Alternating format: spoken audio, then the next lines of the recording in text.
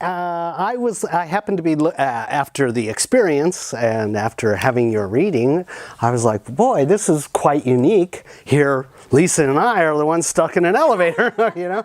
So I'm thinking, well, what could this mean for me? What's going on? How could this relate to what's going on according to quantum interests and quantum perspectives?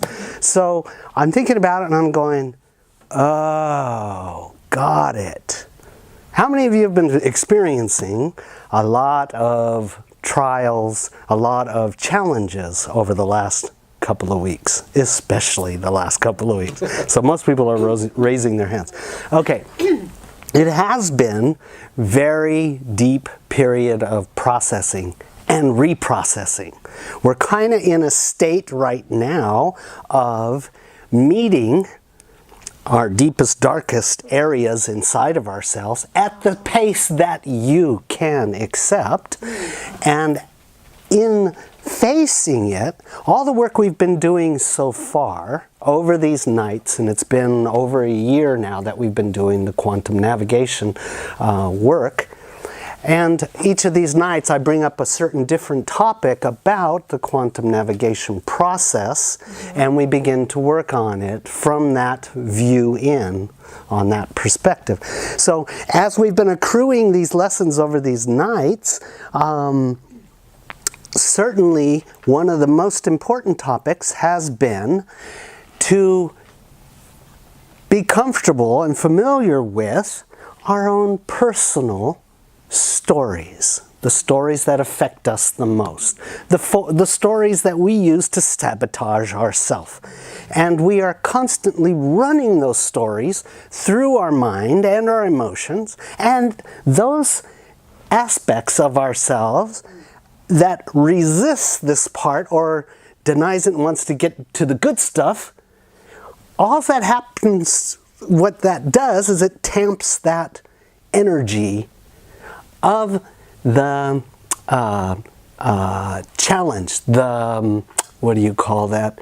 The surface tension in that drama, challenge, story builds up inside you whenever we push it away. So as it builds up, it starts coming back to us in the form of ailments. We start feeling emotional, and then those work even into physical, and it tries to get our attention. So if we don't pay attention to it, and if we keep pushing it away, trying not for it to overwhelm us and trying only to get to the good stuff, then what happens is we start feeling more and more pain, emotions, self-worth issues, repeating challenges in our life that bring such dramas to ourselves. Okay, so this period, especially the last 2-week period, it's going to go on for a few more weeks. Good. Has been about, and like I said, we've been taking this and looking at these from different angles, exploring back to where do those come from? Where did they originate? Because ideally, when we look at them, when we take time to look at them, it's challenging, yes. But if we follow the thread, follow the roots and the branches, and we look at where they begin, we find that several things begin to happen when we track them all the way back. When we track them all the way back, we start negating all of the reaction that we get. And the reaction is the emotional, the psychological, and the physical stimuli that's causing us pain and discomfort. So as we track them back, we find that they are started in our, at the beginnings of our childhood. And if we track them back even further, when we didn't understand, in childhood we didn't understand the gamut of what was being thrown at us.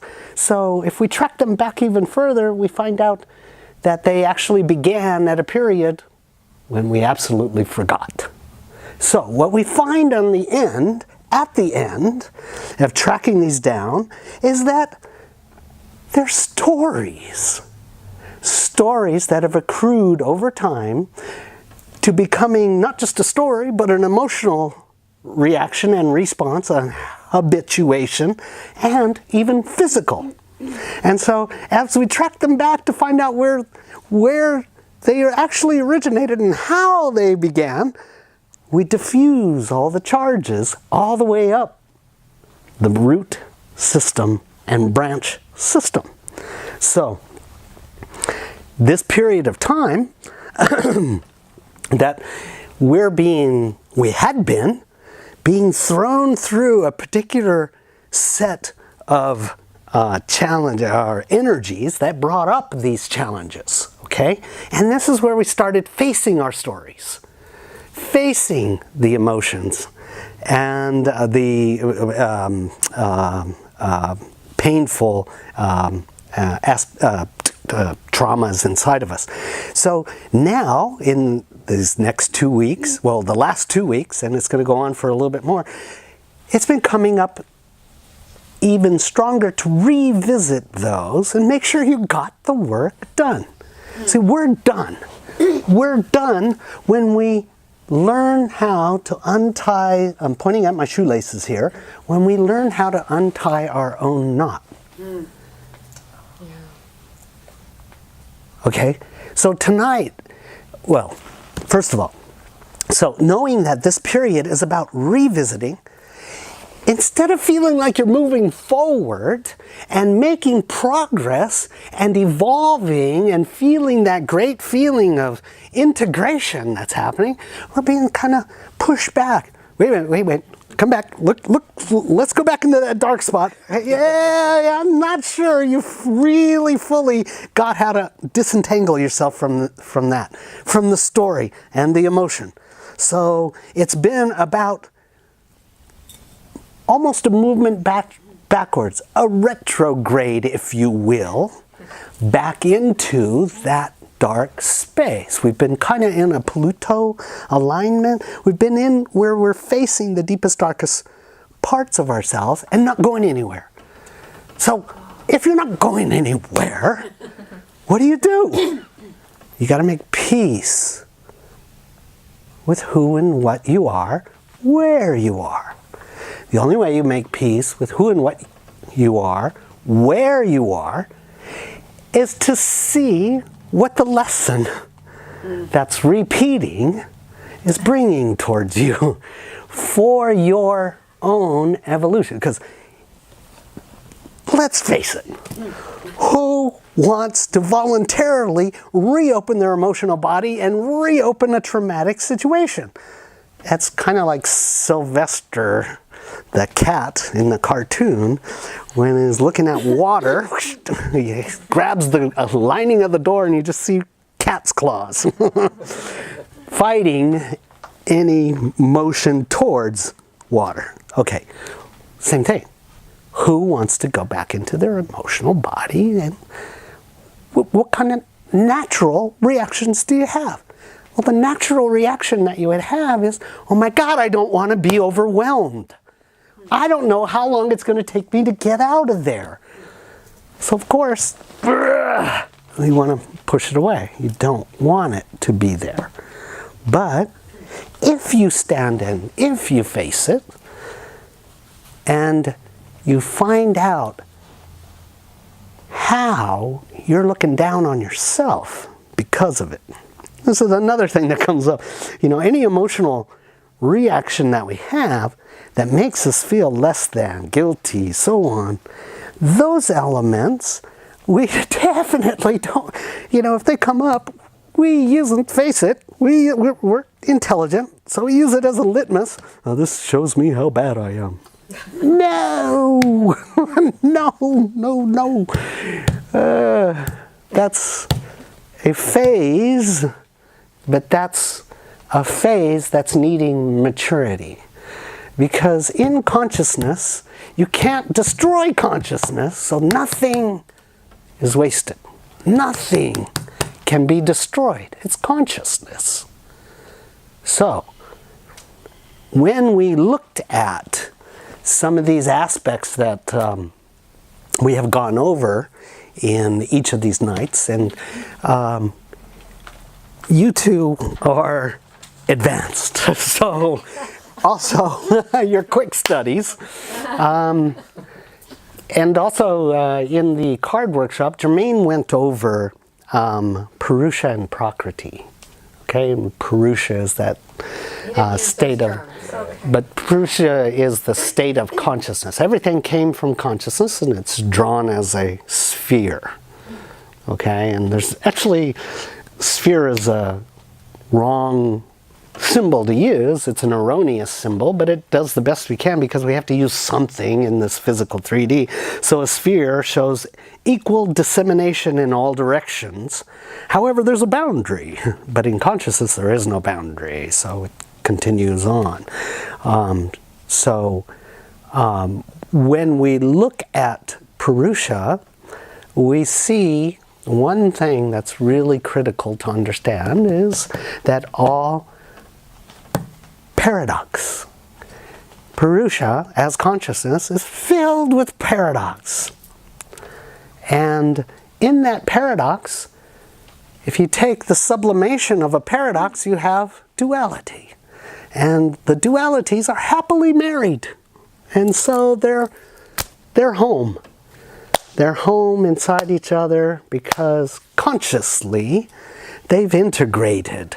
They see each other's value, the duality, they see each other's value so well that they know that home is in each other. Okay?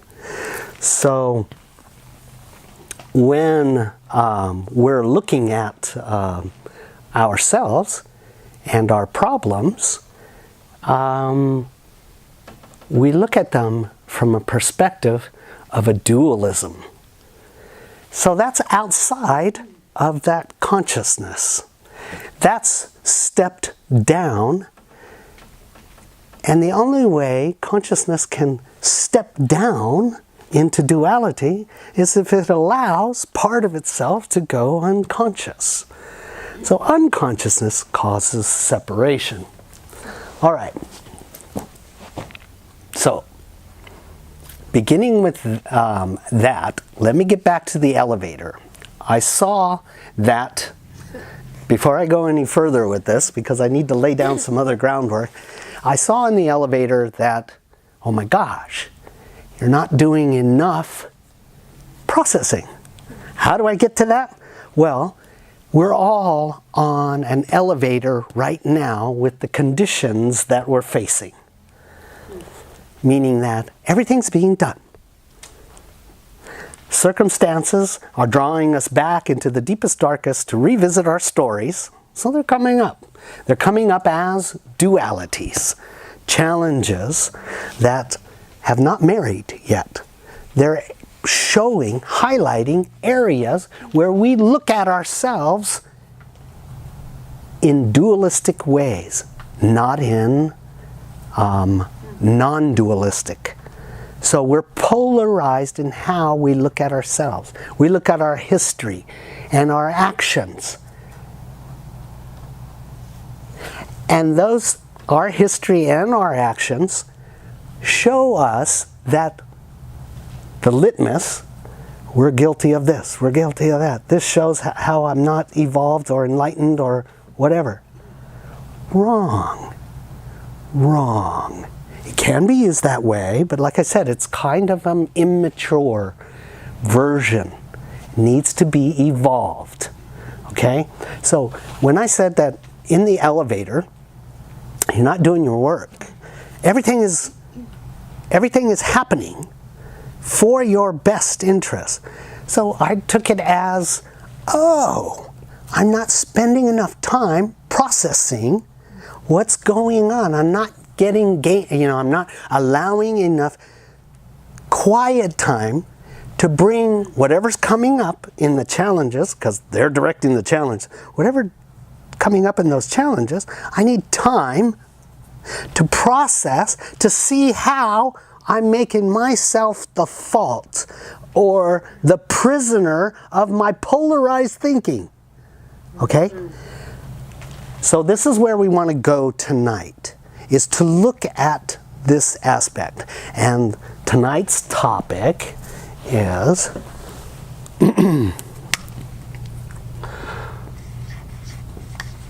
why do I have to see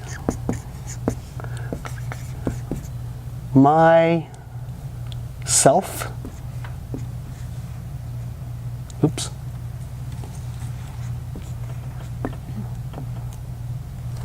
and faults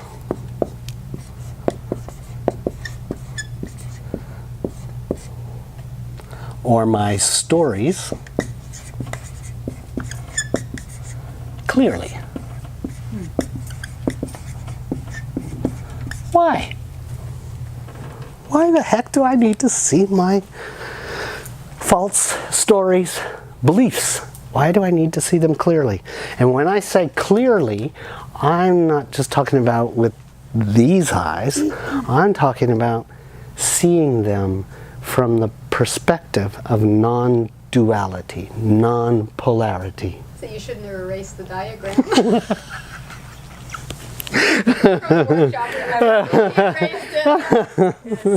Jermaine's voice suddenly is back.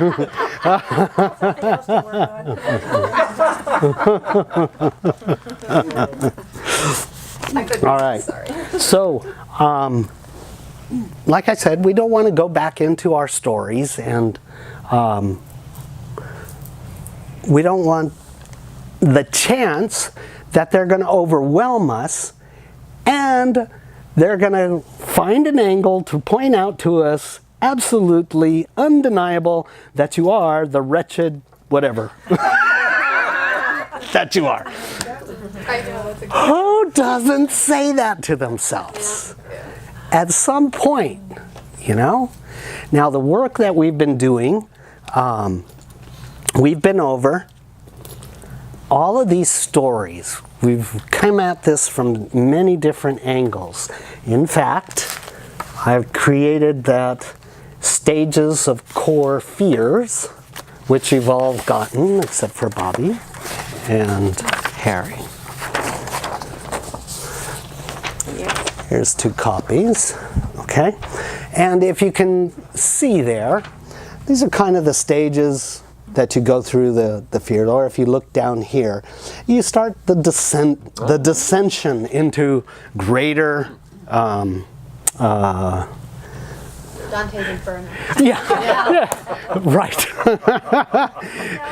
You just start the stories lead into beliefs, and then they take you deeper and deeper as you embrace these and validate these and sanction these, not seeing the truth about yourself. Then what happens is it keeps gaining weight and it gets darker and darker. I mean, I could have gone further with that, but I don't think you needed to. Would have taken me weeks to get out of there. And then in these 2 sheets here, these are critical too. And I'm going to read real quickly from this sheet, because in this we show the manufacturing center for core fears. Now, I'm bringing all this up because the stories lead to the creation of something that's vital for us to see. And we've talked about this in several of the previous ones to this. The last 3 we've been working on is the inner tyrant. Okay, there's a root system to our own inner tyrant, which means all of our core fears, which are, and you'll see here in this drawing, that the story has an emotional component and a mental or psychological component, and they work together, reinforcing each other. So if you got the intellectual part of the story that's working on you, that you beat yourself with, there's an emotional component that reinforces it. So as an example, I'm going to go through this real quickly, but when I was a child, my father, as an example, he was very much, a military man and strict rules and regimentarian, new word, disciplinarian, authoritarian. So when my brother and I were playing, we would invariably break some of his rules, unbeknownst to us. We were just in the midst of our joy, and he'd come in and beat us black and blue. And so we came out of that. We made a story that if we're playing, we're breaking a rule, so if we're having fun, we deserve to get beaten. We deserve punishment. The more fun you have, the more punishment you're going to get. That was one story, but emotionally, that's the psychological part. Now the emotional part is, if I'm having fun, out of nowhere I would start to feel guilty, and I couldn't release that guilt until I got beaten or traumatized or something like this, right? So there were many things that came out of that. An example was anybody that was angry that was an adult in the room, suddenly you usurped your sense of innocence, handed it over to the adult in the room, and suddenly you were guilty because they were angry. About what? May not have had anything to do to you, about you, but because an adult was angry, it's your fault. So there's a psychological component and emotional component that were tied to it, okay? So we have these things inside of us that have been beaten into us. They have been pounded, reinforced by our own self-talk that has gone on for a long, long time. And this is all taken up. There's a root system of these that lead to your own inner tyrant. So, my dad was one of those ones where we had to have the house all clean, the table set, all the dishes prepared for when he got home at 5 o'clock so that we could all have dinner together. And if it wasn't, hell was to be paid, right? So this reinforces a tyrannical sense that you don't deserve even the food you eat or the clothes you wear until you get all of these things done properly. And what's proper? Begin to investigate the tyrant by asking it, well, what's perfect? What's your definition of? You see, there's ways then to use these sheets. And in this sheet here, we brought up the manufacturing center, which is we have core fears that happened when we went unconscious. And there was nobody around us. We didn't even have bodies. This is when we just went unconscious. So we can find out the core because there are no actors. When our stories leads us through time, through the actors, to the point where I'm in the darkness, I'm all alone, I'm abandoned. I must have been abandoned because I'm so bad. I'm so guilty. Well, these are the core fears. Core fears lead to interpreted feelings.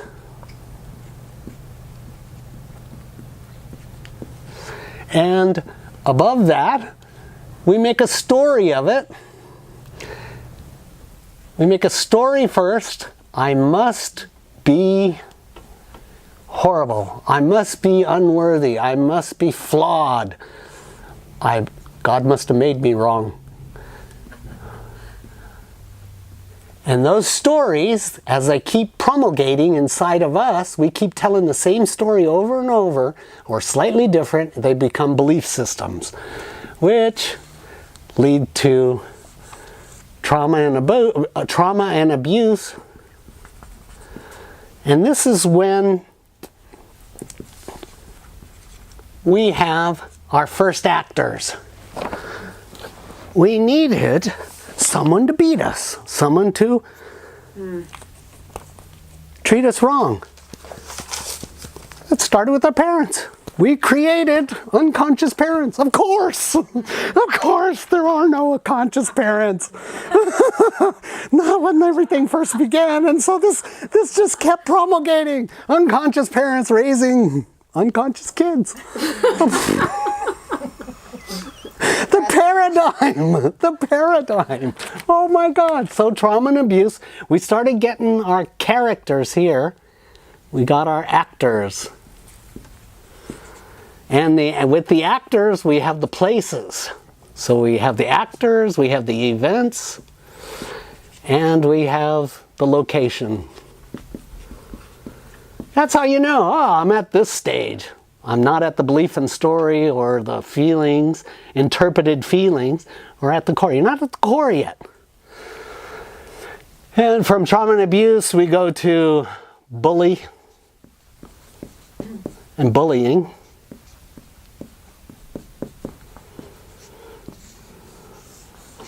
Which, as you've taken on abuse, you either become victim or warrior, right? So you move into a state where, okay, let's say you're a victim, so you take it. Somebody that's been abused and is feeling all of these feelings and has these stories, what are they doing? They're acting out of the stories that they've promulgated in their own head. So it's not really their fault. They're unconscious. They're just promulgating their own story, projecting it out on you. Sorry. The only way to wake up. Somebody hits you over the head, you're going to stop that. So we go through bullying or bully. So victim takes so much punishment until they're, you know what? I don't deserve this. Welcome. Great. And so you do something. I am equal. But what's the story? The story goes back to, I'm abandoned. I'm all alone. God left me here because I'm flawed.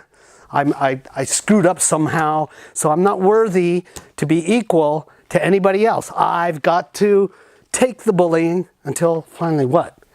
See, the story is promulgating until you have a reaction, until you embrace your transformation from the flawed to the accurate, who you are, who you really are, okay? So the bully then leads to codependence, and there's some materials here I took from different websites that talk about these are very, very helpful because as you track these down, oh my God, you start self-liberation. You start to question, wait a minute, where does this come from? And remember in basic emotions, you go through the onion. There's layers leading to the original pain.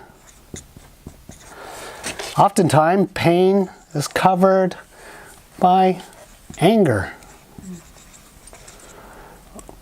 And then guilt, shame, whatever.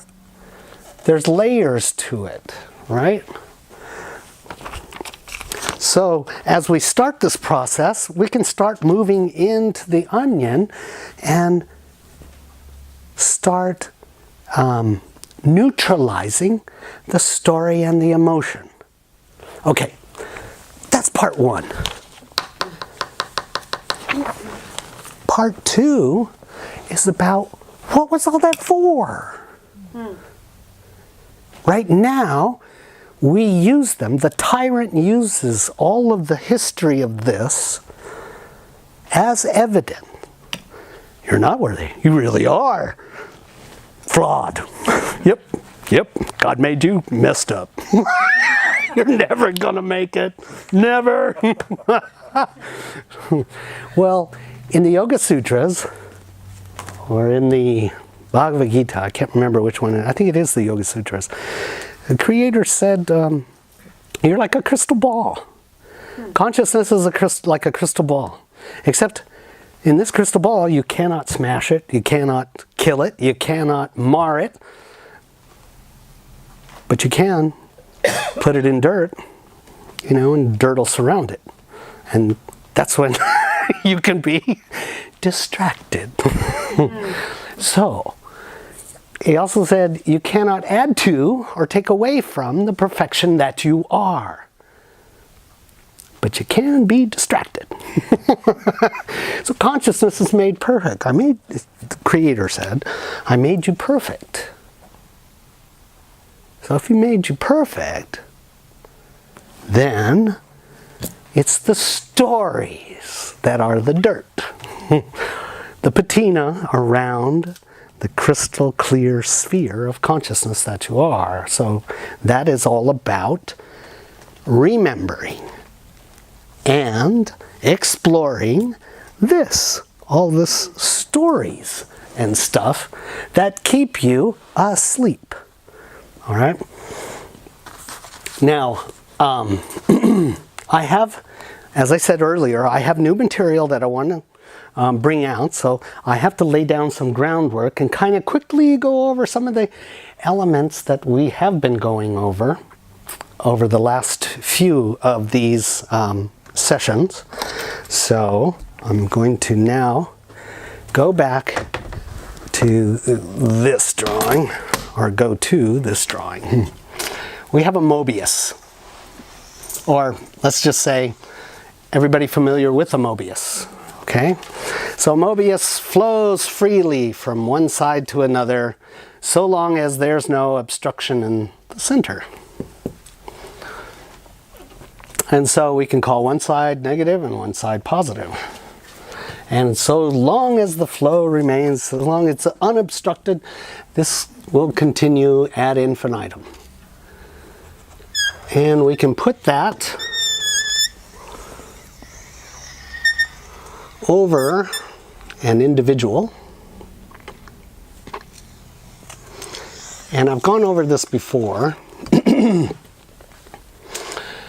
And if we take this Möbius and place it over an individual like this, and call this the mind and the emotion, and label them with positive and negative, only because they're different in their energy, but they're a duality. One flows into the other.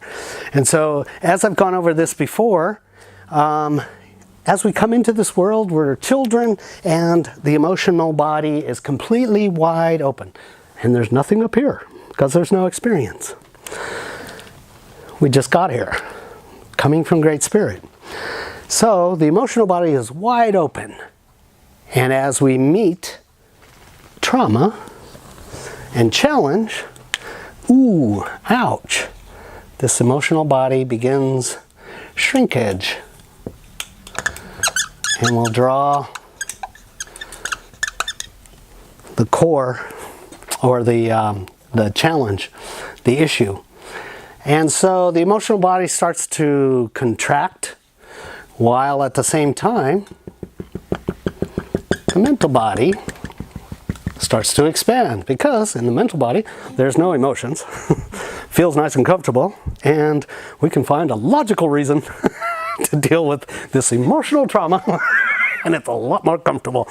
But as far as the emotional body, I don't want to feel that anymore, so I want to contract around it, isolate it, define it, put a barrier around it. And so as we meet repeating issues, we start a process of shrinking that emotional body down, while the mental body grows and grows and grows.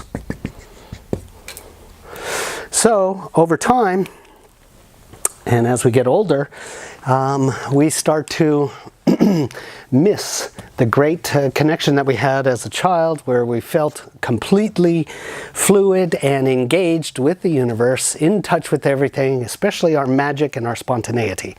But as an adult, that's kind of gone. And you can track it back to the emotional body closing. Remember the Möbius, so long as there is no obstruction, then the Möbius can flow freely, and so the child feels completely open and connected and refreshed.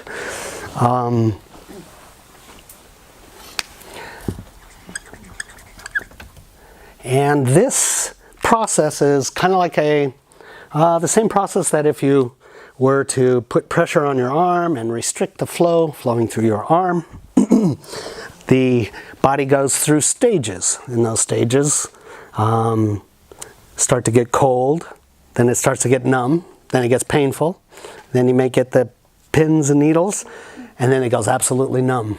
And then you can't move it, and if you still don't open up the flow, you could lose it. Okay, so if we wanted to change this condition, relieve the pressure on there, the constriction, which is ironically very much what a belief system is, it's a restriction to you, your belief of you. So if you relieve the constriction, then the flow starts, but you got to go through the opposite stages. Okay? I'm bringing this up because going back into the emotional body is difficult. And you go through stages. But, as you can see, the open flow of the Möbius allows you to fulfill the being that you are, the feeling of the being that you are, fully integrate, allowing both negative and positive to come in and flow in and out of you. Okay? And so in the process of this, we may revisit some of these emotional, very deep wounds. And when we do, especially in taking them into the quantum,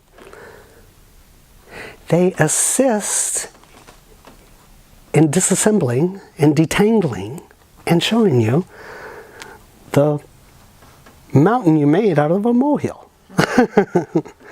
Which is exactly what's happening right now. And so when I was talking about the elevator, I've been noticing that as I take time to be in that place, to allow the quantum to wash through whatever's coming up, whatever wound is coming up at the time, then it helps me take the polarization off it, which takes the surface tension, the charge, off of it. And the charge then, being off of it, no longer has the tyrant standing over, it's all your fault. No longer is that, because there's no polarization. All you see is evolution. I was unconscious as a child to the wherewithal of all of the gamut of emotions that were going on between my parents, between work, or all the different elements that go into holding a family life together.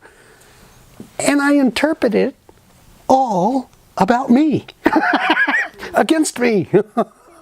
I turned it the worst way I could against myself.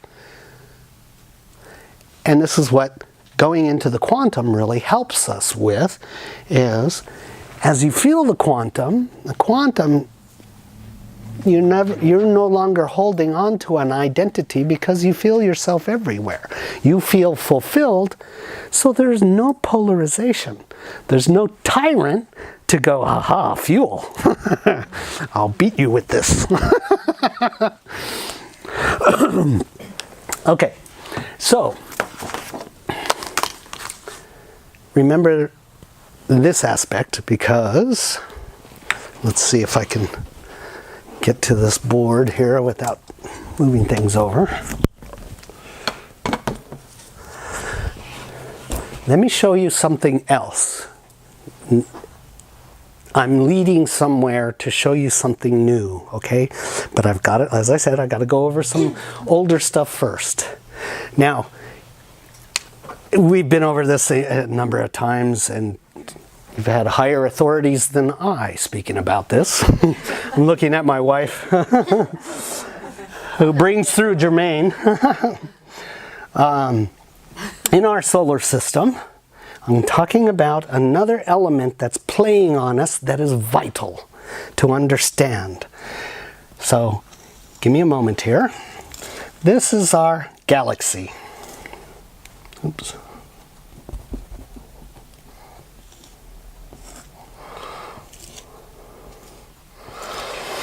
And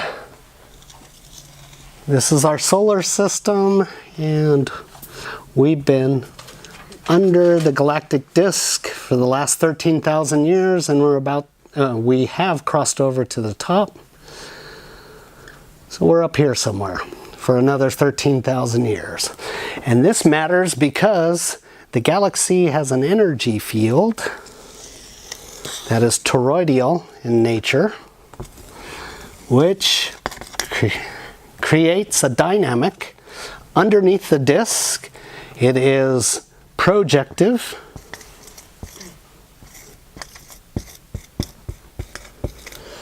and that energy moves out and comes back around at the top. So at the top part, the top half, that's integrative.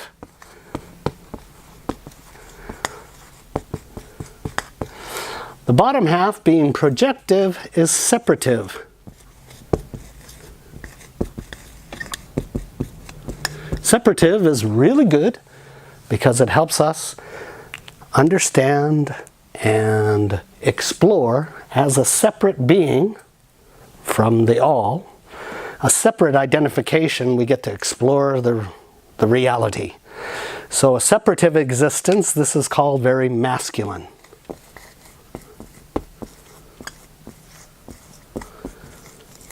And this is integrative, and it is very feminine.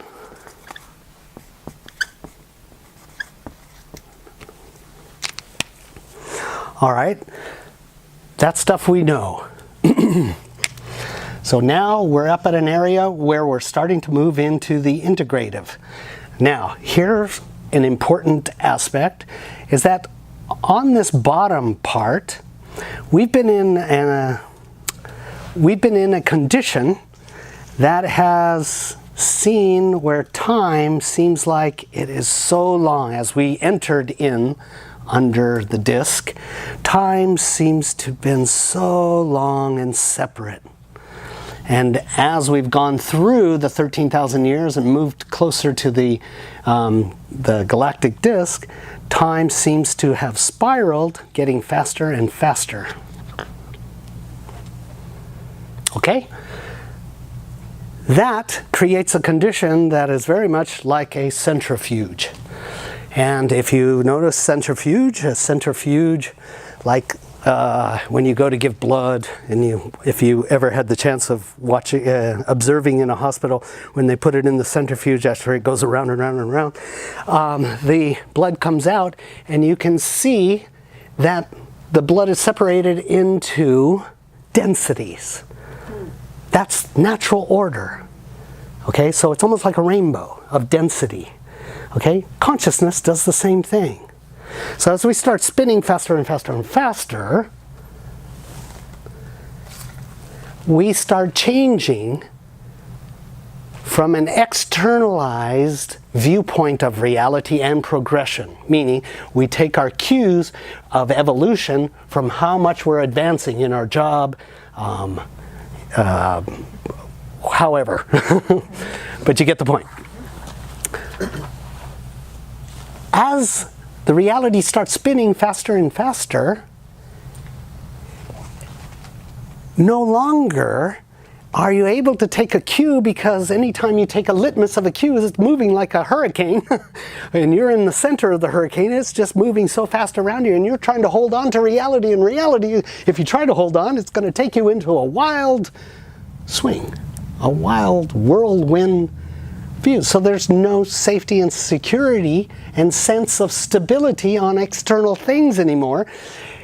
This is driving you inward to your internal navigation, which is moving you back deep into your own spirit. Okay. So there's a very good reason for this. And so as we experience this heightening of the centrifuge of time, something begins to happen. If we look at a black hole, a black hole isn't just a funnel down to the quantum singularity. It's actually an entire sphere. So it appears like a torus or like a crystal sphere out in space. Now, at the quantum singularity, there is a great motion there, drawing you in towards the quantum singularity. The quantum singularity is superposition. Superposition magnified. So, what happens is it reflects to you all your unprocessed belief systems. Good. That which is not ready for superposition, meaning occupying all, it's all condensed and contracted in some kind of story that you're less than. Okay? So this is starting to pull beings towards it, and we get to experience fugue. Fugue is when it seems like even though the lights are on around you, it seems like you're in the dark, you have no direction, you don't even feel gravity anymore, and you don't know which end is up. At the same time, emotions are hitting you and they are burning. So it feels like you're in a crucible at the same time. The hottest part of a furnace for melting metals is the crucible, but the crucible does something that's important. The crucible enables all of the dross, which is toxicity. Mental and emotional toxicity. So all of your belief systems coming up, forming on the surface for you to look at. When you can see through them, clear seeing, non-duality, non-polarity, you're not polarizing it, you're looking at it as, what did that teach me? How did that teach me to get out of my own cage, to get out of my own self-subjugation? Then the dross is moved. The metals amalgamize together. Okay, so in this case, your dross is all those things that keep you from being able to be spread out and feel yourself everywhere all at once. Quantum. That's quantum you. Superposition. What is superposition? Quantum systems such as an atom or a photon exists in multiple combinations of states. What are a state? Solid, liquid, gaseous, plasma. So they exist as multiple combinations of states. That's pretty good. That's the best definition that I've seen about superposition. So, if atoms can do it,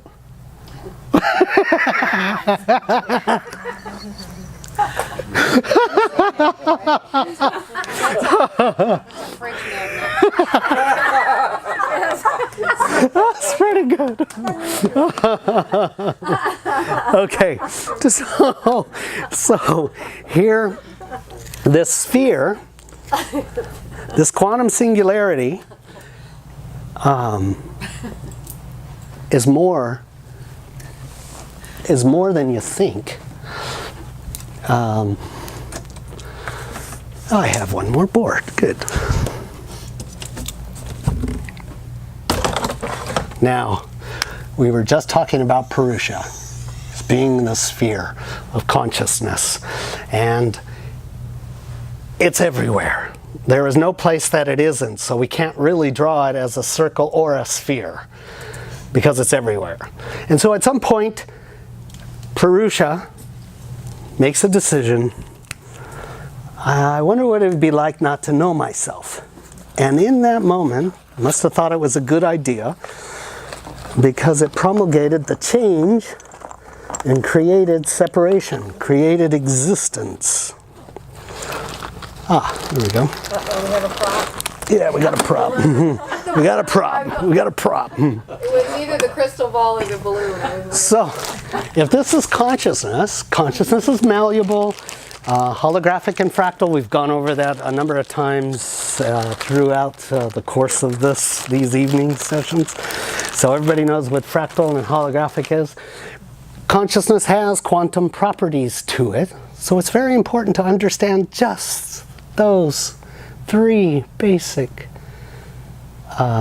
characteristics of quantum, which is characteristics of consciousness: holographic, fractal, and of course, everyone's favorite, Schrodinger's cat. Superposition. All right, so because consciousness is malleable, hence the fractal and holographic, then Purusha, idealized in the symbol of this balloon,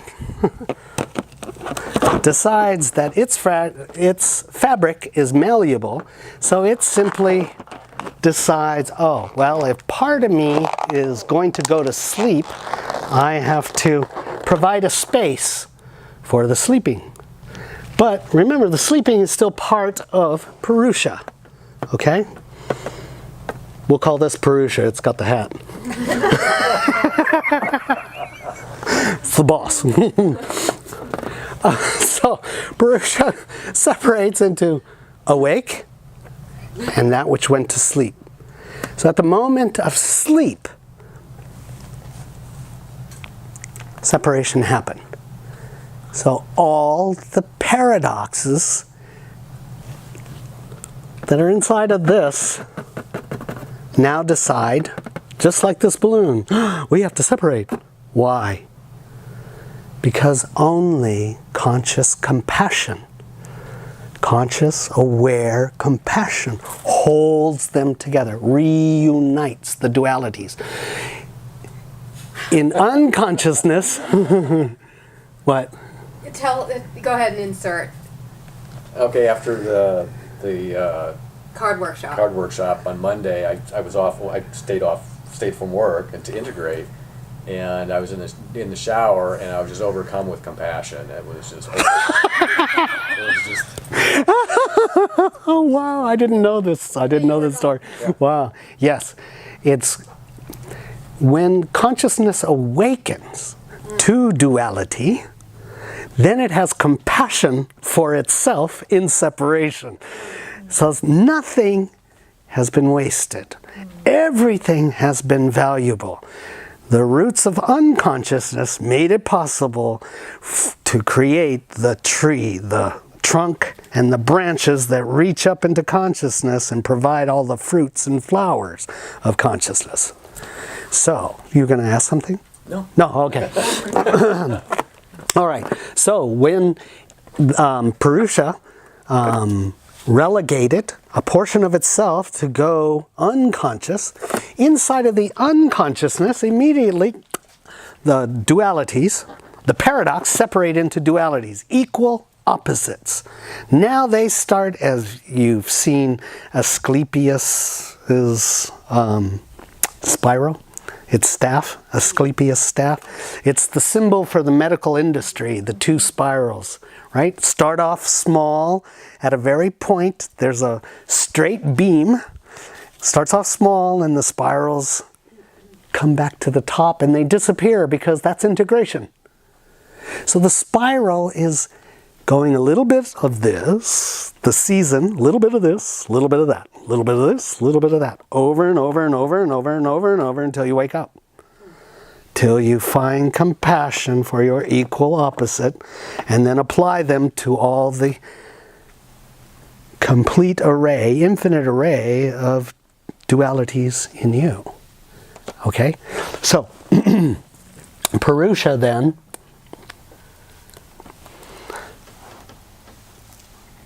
separating the dualities creates, here's the balloon. This is my symbol of the balloon. But inside of, okay, this is Purusha. And this is Prakriti.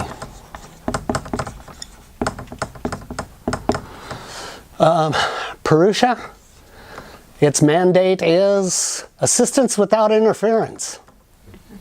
Prakriti, to create conditions that educate, evolve, challenge, awaken, so that you can reintegrate. So, Prakriti is always there kicking your butt. Keep going. Wake up. Because we're not supposed to stay asleep. So it creates conditions to educate and evolve us until we awaken. That's its job. Okay, so when this happened, this is what happened.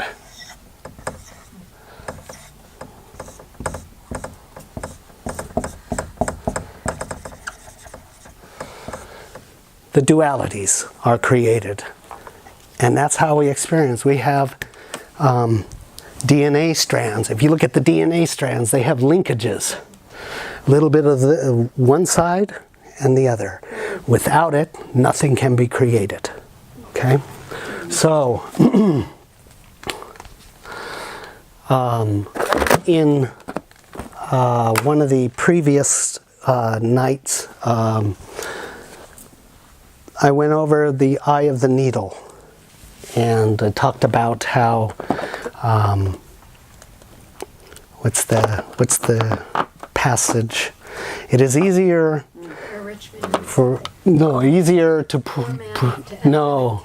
it is easier to pass a camel through an eye of the needle than for a rich man to get into heaven. And the child one is, you must be, lest you become as a child, you will never enter the kingdom of heaven. Remember that, lest you become as a child. So, our dualities are so critical. The inner child, as we went over in a number of these, we can go off on this quite a lot, but the inner child, if we look at if we label the characteristics, qualities of the child, good and bad, put them on a piece of paper, and then put on a piece of paper the pros and cons, the good and bad of the adult. And we can see the dichotomy where the two fight for, they compete for dominance. Okay? So there's always a conflict inside of us where the child comes up, we go, nah, not time for you. And so the child, whimpers away or relegates itself back to the background. And remember, in the earlier drawing, as the child is not utilized in the adult's world, this keeps contracting. And we start getting grayer and grayer, tired of life, tired of the same old obligations, have to do, all this stuff. So, we can see an imbalance here. If we don't allow the child to come back out, lest you become as a child, you never enter the kingdom of heaven. Why? Why? Because adults want guarantees. They don't like the future. They don't like the unknown. They want a guarantee. If I'm going to go there, I want insurance. But a child is like, let's go, adventure, yes! I'm on it, let's go, we can have a lot of fun. And this is the dichotomy. And so when we see the value, we've written down on the sheet now, the pros and the cons, And we see the value system involved here, and then we start looking at our life and going, wow, am I in balance? No. I don't allow my child to take me out into nature and have fun with no obligations, with no criteria, no expectations. We need that. What did Einstein say? Recreation is the greatest form of creativity. Right? Okay, so this is one of our dualities, and I talked about 3 major dualities. The inner child and the adult is one, and they've been separated for a long time. So moving back into integration, we're facing the reunification of 3 major dualities. When we can apply it in these 3 major dualities, then we can apply it to all dualities inside of us. So, first one is the inner child and the adult. The next one is the male and female. All of us have male and female sides. And if we notice, if we write down the characters and qualities of the female and the male, and then we start seeing in a comparative analysis that we have elements of both within us, but we try to tell ourselves, no, this is female and only this is right, or vice versa. This is masculine and it's too controlling or too rigid and too whatever, mental. Well, there's times in life where you need one or the other. And so when a compassion is built between when application of the masculine side or feminine side is appropriate, then there's the bridgeway, the compassionate doorway that allows these two to come home inside of you. Okay? And when we can do that with the adult and the inner child, the masculine and feminine side of ourselves, then we can start looking at the true self and the false self. The character you and the enlightened you that's waiting to communicate with you all the time. But standing in the way, on the middle of the bridge, is the inner tyrant who watches over and will throw at you every little bit of beliefs and emotions of less than and righteousness and all of these moralities that take you out of the intrinsic organic you. You are already a being of God. You are already cued in to when your higher self comes in, and you know that to the truth. All the hairs on your skin are up, and it's telling you, go somewhere, do this, or have this. You invite then the integration to take place as you allow that to come through in non-judgment. And then you can turn it around and start seeing when you do start to judge yourself and start tearing down the architecture of your own inner tyrant.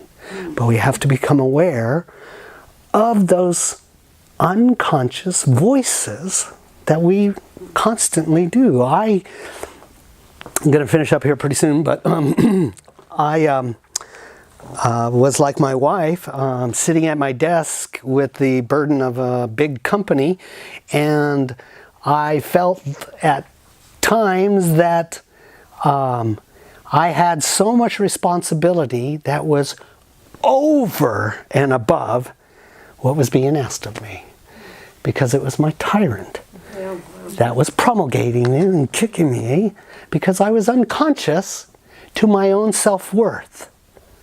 So there was no balance then to be applied in communicating with that tyrant. And this is where we're waking up now. This is what the quantum singularity is bringing us, bumping us up closer and closer into a fugue so that we can see and wake up to our own tyrant. Because it's our tyrant controlling, contracting the boundary of you by the beliefs and the emotions, keeping you in a knot, keeping you under pressure. Like David song. Yeah. Yeah. Really good. All right. Now, in Purusha, now I highlighted this, and this is kind of cool. If you take Purusha and you make a equator around it, look at that. You have plus and minus. Those are all the dualities. The infinite array of dualities sitting harmoniously in there. But what happens when you twist the dualities? What happens if I were to twist you in half, separating your male from your female? First of all, there would be pain, enormous pain. And then there would be this, why do we have to do this? Why are we going through this? Who thought of this? This is a good idea.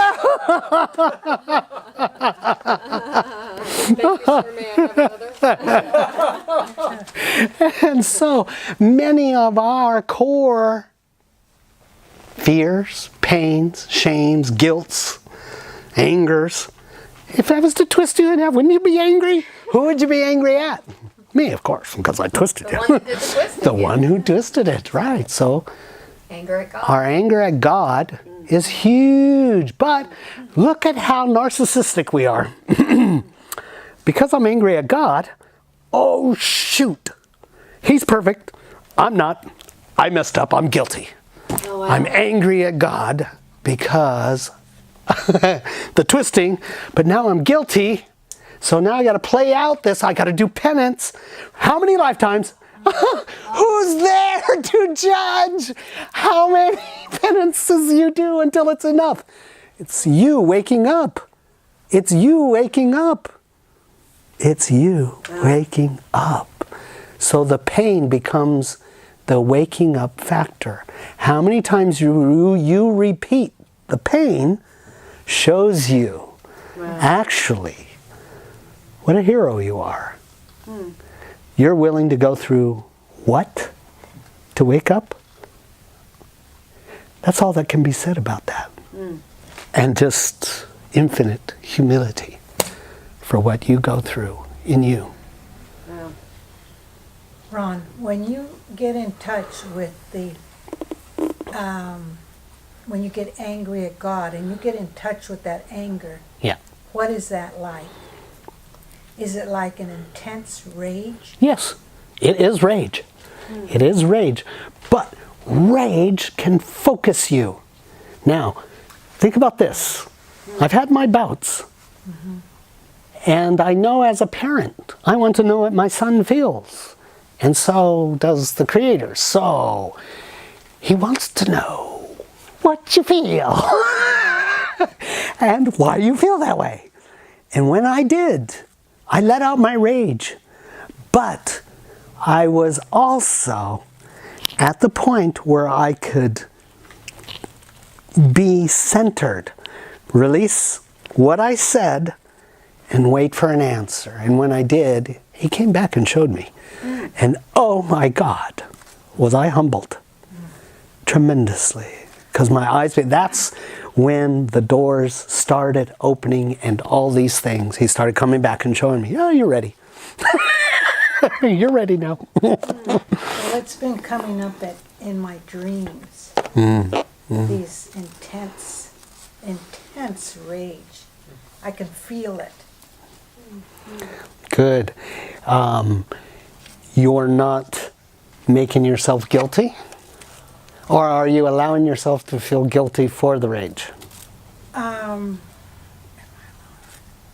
not feeling guilty. Not yet. Okay, then you're still letting out the charge. The interesting aspect of it is it came to me with my deceased husband.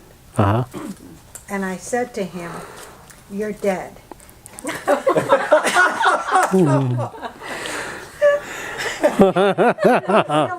He didn't feel. He couldn't feel. He was dead. This is embarrassing me. And I reached up and I grabbed him by the base of the neck, and I could feel this intense rage. And I just twisted that. And I could feel this rage.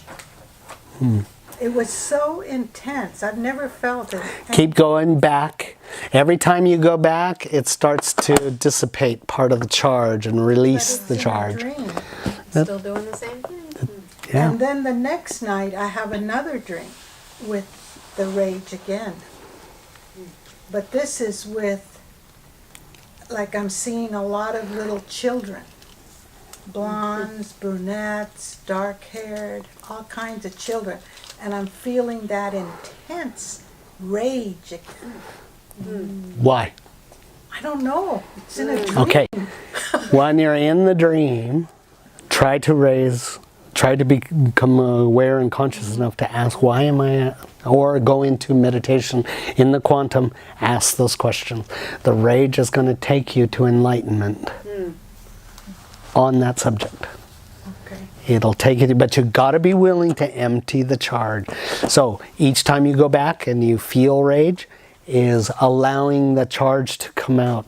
Try to stay in the rage, embrace the rage, be an observer of your rage. Try to find out why. The dream with the husband, after I pinched the poor guy, who couldn't feel because he was dead. We were in the next scene. He was in a vehicle, a convertible, and he was in the back seat, and the front windshield was covered. And I said to him, "Aren't you going to drive?" And he said, "No, I can't see." And that brought up intense anger again. Okay, you see the common element in both of these is that you're powerless. And back here at the core, That's interesting. at the core, before you had arms and legs, remember, God just made this decision without you advising you, asking your opinion. And he started this. I didn't sign the contract. And you abided at this place in the separation, in the abandonment, powerless with your own stories. Okay? Your husband is showing you the same thing. You had no power to enact anything with him. Yeah, and it brought up rage. It's rage here. And the driving, the windshield was obscured and he couldn't drive. It brought up rage. You can't enact forward or backward. You can't put the brake on the train. You're on some kind of train, so to speak, and you can't steer it. You can't stop it. And you have no control over forward or backwards movement. So, why are you at rage? Becomes the question. And that is a question that's taking you back to this moment and the point of surrender. Now, inside of the workshop, what we had done was worked with those three elements, and we went back into the void. And each time we went back into the void, bringing those three elements. Now, the first time we went into the void, or the first times on your own going into the void, you can feel the coldness, the separation, the abandonment, the guilt, the fear. All the core fears are there. But when your dualities come together, all you feel is superposition. You feel so integrated. So within you was always the presence of the unified one. But when we set out here, we set out for integration by trying to pull the pieces. And I use this in the some of the nights. We try to hodgepodge quilt the reflections from the amusement park house of mirrors. We try to take those images as from our formative years with actors And we make a hodgepodge quilt of our identity, personality, and our history. And we think that's what we are. We are not that. And so, defining yourself as you have been through the actors, which means through the patchwork quilt, is about discovering all the emotions of separation, playing them through all the way to the end until you find the compassion that allows them to come back home. And then you're back in the void and you're fully integrated. So in that state, this is all leading to where I'm going with the new material. In that state then, by allowing your dualities to come back in, yin and yang,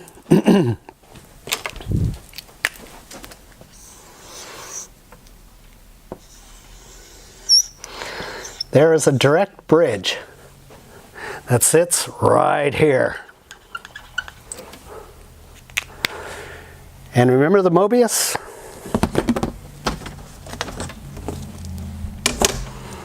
Unless there's an obstruction in there, it'll constantly flow and it'll keep it integrated, right?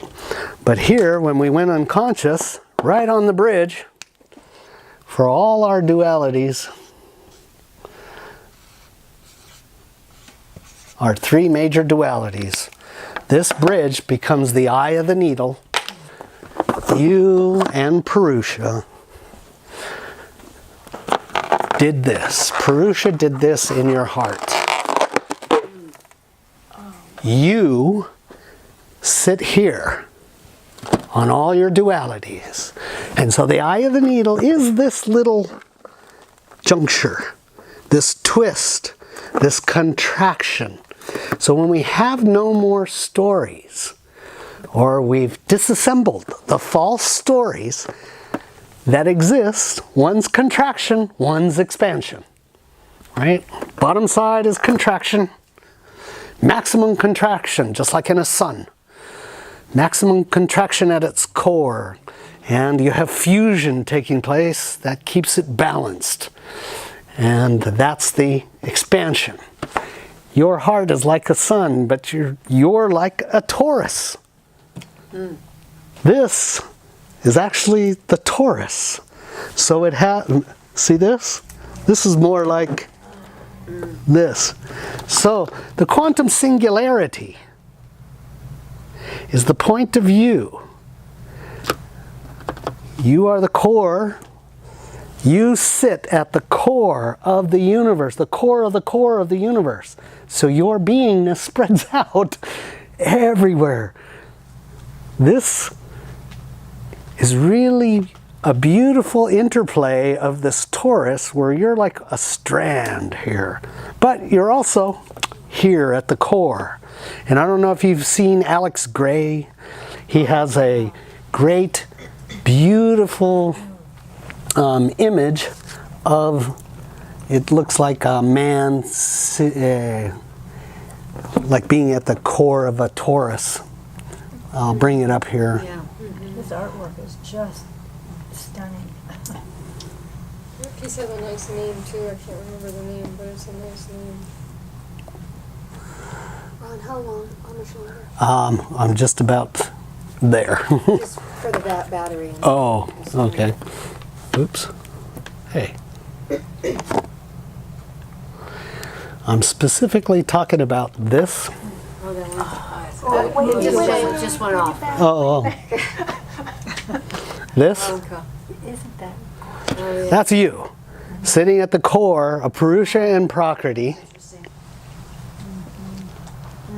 Okay? That's you sitting at the Taurus. Now, in every direction, you know, there's bands that extend close inside of the Taurus and out, and these are different beings, different experiences, different inside of this toroidal field. So we're kind of like sea urchin shell, if you ever seen a sea urchin shell. That's what's coming up now.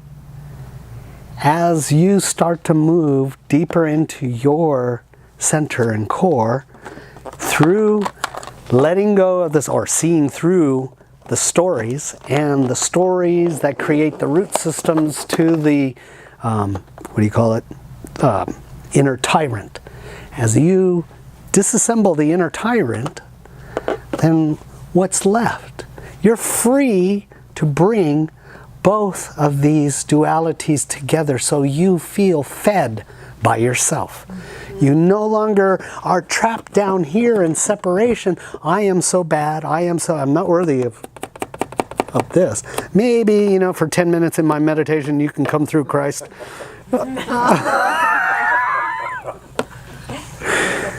Not it. Not it. See through your stories, which what happens is it untwists. Because you no longer have polarization, then the twist starts opening up. As the twist starts opening up, you start experiencing yourself. Our hearts are literally blooming as these torus fields that are coming like sea urchins that are connected to everything. It's you don't really have a form, you have an energetic body, and the heart it's free. As you take apart your stories and disassemble the tyrant and the stories of polarized duality, then you untwist that balloon. All right, so we're going to take a break, go to the restroom, and then we're going into meditation. So try to make it like a 5-minute break real quick. So I went on a little longer than I should have.